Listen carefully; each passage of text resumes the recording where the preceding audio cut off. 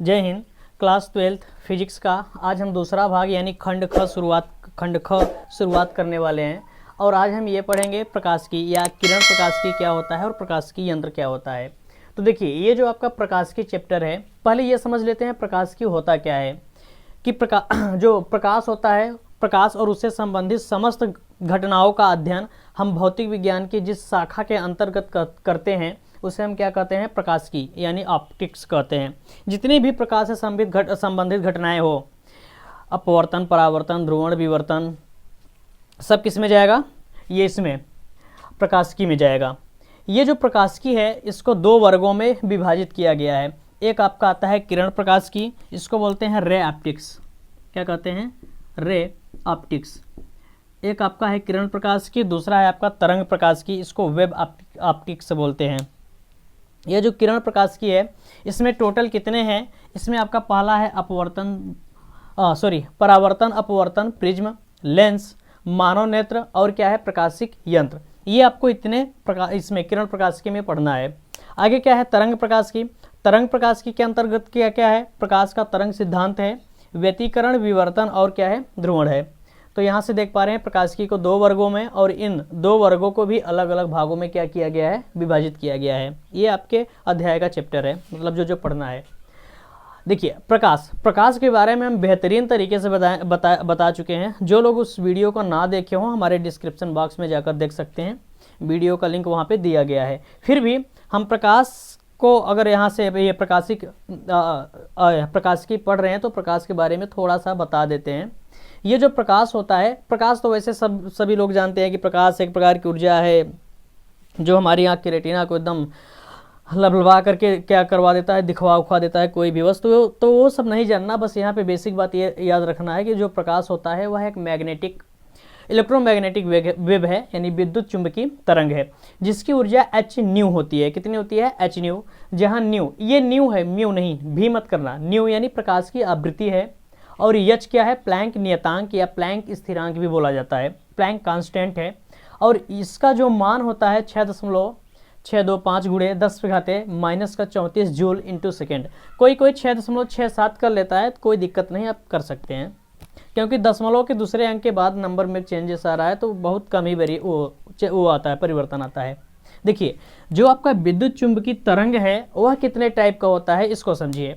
प्रकाश एक electromagnetic wave है, एक विद्युत चुंबकीय तरंग है, लेकिन इसके टाइप क्या हैं, आपका आता है एक ये गामा किरण, एक्स किरण और पराबैंगनी किरण। उसके बाद दृश्य तरंगे, अवरक्त किरणें, सूक्ष्म किरणें और रेडियो तरंगे। ये टोटल 7 क्या है, विद्युत चुंबकीय तरंगे हैं। जो रेडिएशन आती है सूर्य से यहाँ तक, उसमें इतने टाइप के क्या पाए जाते हैं, रेडिएशन या विकिरण, या फिर हम ये कह सकते हैं कि विद्युत चुंबकीय तरंग पाए जाते हैं। देखिए, जो गामा होती है, गामा किरण, एक्स किरण और पराबैंगनी किरण, इन सब का जो वेवलेंथ होता है या जो तरंग दैर्ध्य होती है वह 4000 एंगस्ट्रॉम से कम ही होता है, और ये हमको दिखबे नहीं करता। ये हमारे आँख की खूबी है कि इन सब के इसके गामा किरण, एक्स किरण और पराबैंगनी किरण के वेवलेंथ को हमारी आँख देख ही नहीं पाता। आगे उसके बाद क्या है, दृश्य तरंगों को अगर हम छोड़ दें, दृश्य तरंगों को छोड़ के नीचे देखें तो नीचे आपका क्या है, अवरक्त किरणें हैं, सूक्ष्म किरणें और रेडियो तरंगे। इनकी जो वेवलेंथ होती है, तरंग दैर्ध्य होती है, वह 7800 यानी 7800 से एंगस्ट्रॉम से अधिक होता है। और हमारे आँख की खूबी ये होती है कि 7800 एंगस्ट्रॉम से अधिक हुआ तो उसको भी नहीं देख पाएगा, ना तो 4000 से कम और ना ही 7800 से ज़्यादा। इसके बीच का रेंज कौन आता है, वही आपका दृश्य प्रकाश। इस दृश्य प्रकाश, ये जो दृश्य प्रकाश होता है इसका जो वेवलेंथ होता है यानी तरंग दैर्ध्य होती है वह 4000 एंगस्ट्रॉम से लेके 7800 एंगस्ट्रॉम तक होता है। और हमारी आँख इन्हीं दृश्य तरंगों को देखती है, देखती नहीं है, प्रकाश दिखती नहीं। देखने का मतलब यहाँ पे ये है कि प्रकाश क्या करता है, हमारी आँख पे संवेदनशील उत्पन्न करता है, या प्रकाश के प्रति हमारा जो आँख होता है वह केवल दृश्य तरंगों के प्रति क्या होती है, संवेदनशील होती है। केवल इन्हीं की सहायता से हम क्या कर सकते हैं, हमारी रेटिना जो होती है वह एक्साइटेड होती है किसी भी वस्तु को देखने उखने के लिए। अब देखिए, इसके बाद अच्छा यहाँ तक हो गया, नोट्स बनाते चलिए आप लोग, यहाँ तक हो गया। इसके बाद अगर हम दृश्य तरंगों की बात करें, इन तरंगों में कौन कौन से तरंगे होती हैं, अगर उन सब की बात करें, या कौन कौन से कलर होते हैं उन सब की बात करें, तो देखिए उन सबको देखिए एक बात आती है श्वेत प्रकाश, क्या आती है? श्वेत प्रकाश, या इसी को हम बोलते हैं, मार्कर में इंक नहीं है, या इसी को हम बोलते हैं सनलाइट। क्या कहते हैं? सनलाइट। या इसी को बोला जाता है दृश्य प्रकाश। 3 नाम से जाना जाता है। सनलाइट यानी जो सूर्य की प्रकाश आती है वो, या उसी को हम दृश्य प्रकाश या फिर श्वेत प्रकाश कहते हैं। इसकी खूबी ये होती है, इसकी खूबी का मतलब ये जो विद्युत चुंबकीय तरंग है, इसमें ये जो दृश्य तरंग है, विजुअल लाइट जो है या विजुअल वेव जो है, उसको कह रहे हैं।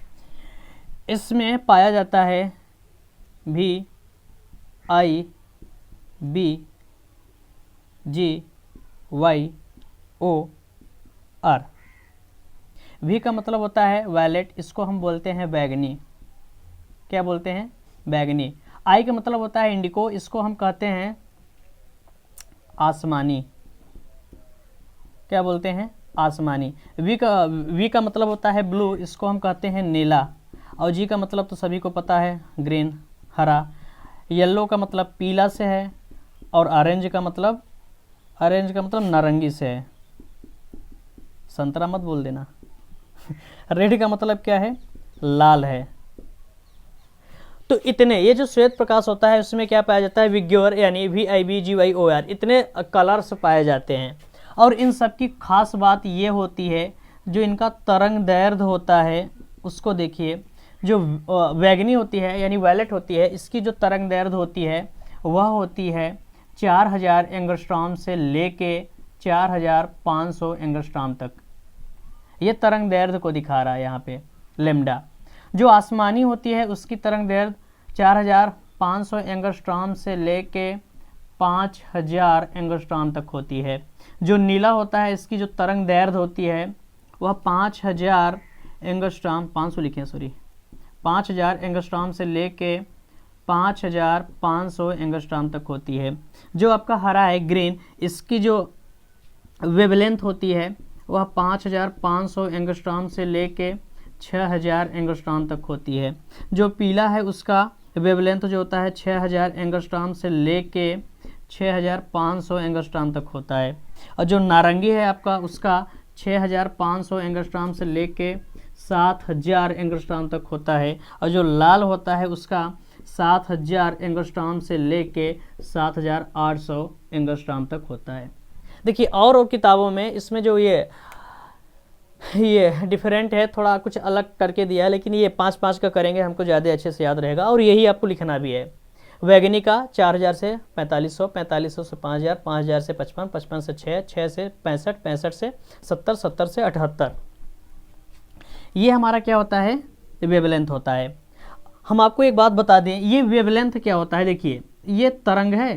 अच्छा कोई पूछेगा तरंग क्या होता है, तो तरंग सिंपल भाषा में ये बोल देना है कि विक्षोभ के आगे बढ़ने की प्रक्रिया तरंग कहलाती है। जैसे पानी होता है, पानी में अगर आप कंकड़ फेंकेंगे तो उसमें एक हलचल उत्पन्न हो जाती है, लहर, और वो धीरे धीरे किनारों साइड बढ़ता है।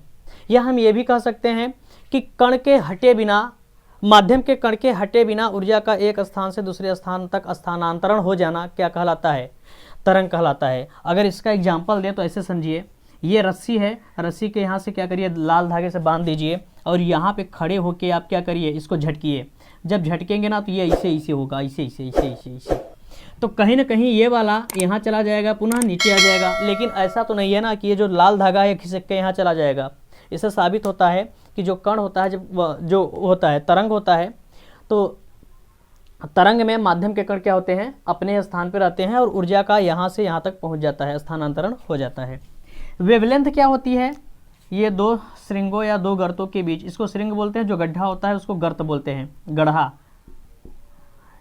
ये आपका तरंग दैर्ध्य होता है। देखिए जो लाल रंग होता है उसकी तरंग दैर्ध्य यानी ये वाली ज़्यादा होती है, और जो बैगनी रंग होता है उसकी तरंग दैर्ध्य सबसे कम होती है। अगर हम यहीं पे प्लॉट करना चाहें बैगनी की, तो देखिए बैगनी का कुछ ऐसा मिलेगा, ये इतनी लंबाई की मिली, लेकिन जो बैगनी का मिलेगा छोटा मिलेगा। अगर यहाँ पे कोई हम ऑब्जेक्ट रख दें तो ध्यान से देखिए, अगर ऑब्जेक्ट रख देंगे तो ये हमारा बैगनी रंग जा रहा है, मान लेते हैं 1 सेकेंड में यहाँ तक पहुँच रहा है। ध्यान समझिएगा, 1 सेकेंड में यहाँ तक पहुँच रहा है। अगर इसी पे हम प्लॉट करें किसको, रेड को, तो ये रहा, ये कोई ऑब्जेक्ट है या वस्तु है। तो कहीं ना कहीं ध्यान से देखिए, अगर रेड वाली चलेगी तो उससे जो वस्तु है उससे बहुत कम बार ही टकराएगी, लेकिन बैगनी वाली चलेगी धड़ाधड़ धड़ाधड़ धड़ाधड़ एकदम चपक के क्या करेगी, टकरा जाएगी। तो ये जो बैगनी रंग होता है इसके टकराव के कारण इसका बिखराव बहुत ज़्यादा हो जाता है। और जबकि जो आपका तरंग उसका रेड होता है, रेड वाला, तो रेड वाले की टकराव कम होने के कारण उसका बिखराव कम होता है। यही वजह होता है, ये जो रेड रंग होती है, रेड कलर होती है, यह इसका जो तरंग दैर्ध्य होता है बहुत ज़्यादा होता है। और इसको क्या करते हैं, रेड सिग्नल में यूज करते हैं ताकि दूर से आदमी को दिख जाए, क्योंकि टकराएगा है ये नहीं, दूर रहेगा, हवा के कण वगैरह हैं तो वो आएगा, टकराएगा तो खो जाएगा। लेकिन इसकी तरफ वेवलेंथ ज़्यादा होने के कारण कम टकराता है और आदमी को दूर से क्या होता है, सिग्नल दिखाई देता है।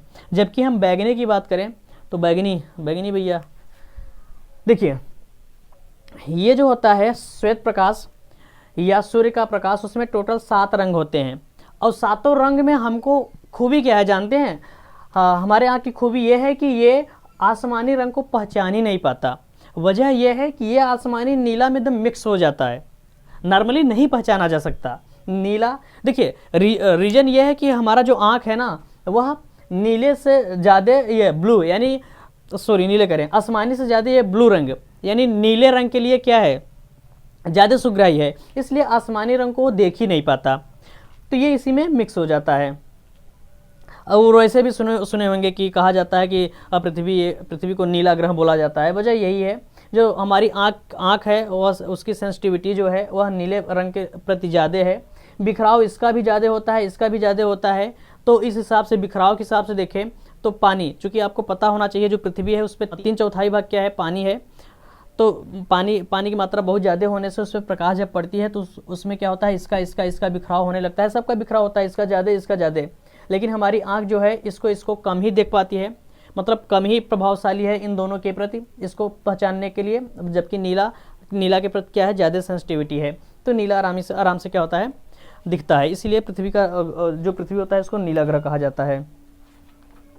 तो ये छोटी छोटी बातें थी, इसको हम समझ लिए हैं। अब हम नेक्स्ट वीडियो में समझेंगे और सब छोटी छोटी जो भी बातें होंगी उसके बाद फिर ये कंटिन्यू रहेगा, चैप्टर चलता रहेगा। आई होप ये वीडियो आप लोगों को अच्छा लगा है। अगर अच्छा लगा हो तो इसे लाइक करिए, शेयर करिए और हमारे चैनल में जो अभी नए आए हैं चैनल को सब्सक्राइब कर लीजिए। फिर मिलेंगे। जय हिंद, जय भारत।